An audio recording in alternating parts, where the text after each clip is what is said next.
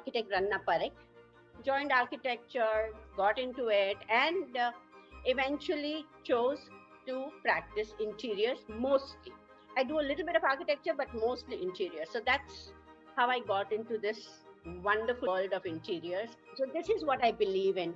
I believe these are spaces to be happy in, spaces that soothe the little ones, spaces that also sing and dance, and spaces that energize. Individual rooms for children or spaces for children did not have as much of an impact as when I do schools, when I do larger space for them, when I do playgrounds. That is where I can impact a lot more children, and that's how schools came about.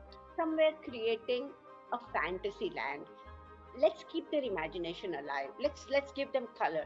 Incidentally, why I use a lot of red is because that is the first color that a child recognizes, an infant recognizes.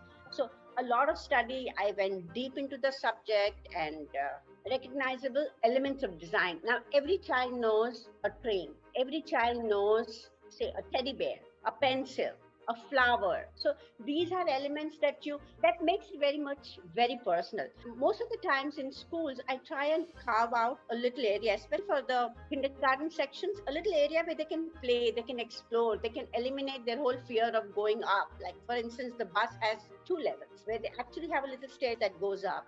The boat has two levels. So this is a playground we did, where we had a little, jolly in between where they could jump, and they could see that Nietzsche, there is some kind of China mosaic there.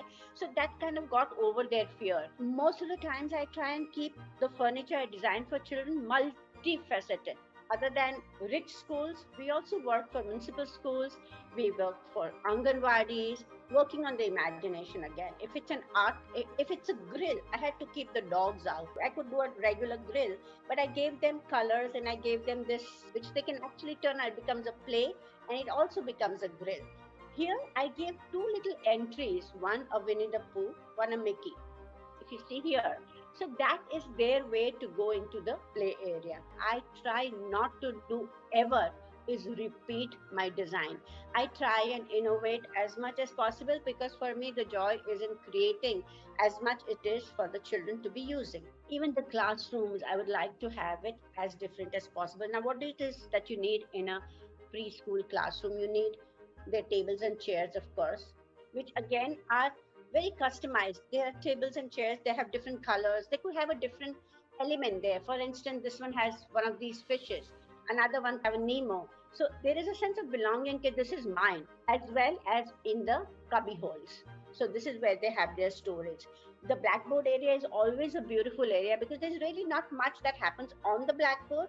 It's around it. This is the place where you're not kind of sitting in a classroom. You kind of find your own space, and you want to just chill and do whatever it is. That's like a free period with a little bit of study there. So you have a little dollhouse where the teachers can actually teach them how to fold your bed sheet, how to keep your plate back. So this school is a little more serious about stuff. So they said, you can't have playthings all the time, Ranna. So I said, okay, let's give them professions. It could be a fireman, they could be a policeman, so a lot of graphics go into it. You actually create a little jail there. There's a lot of role play that happens. There's a lot of moral studies that happen when you are in these spaces. This is an activity room that we designed for that very school. Like I said, this is a fun space. So what we wanted to do is some kind of a dance and music area here, giving a wooden platform. Ahmedabad is a very hot, dry place. Most of the times, children, it's difficult for them to go outdoors and play. But here we tried to create a green area inside. We gave some artificial trees and make-believe trees, okay, like sitting around a tree. We gave some kind of seating here with a little space here for confidence building, a ball pool. And then, of course, the English, maths, and science corners here where they pick out the books and they sit there and read.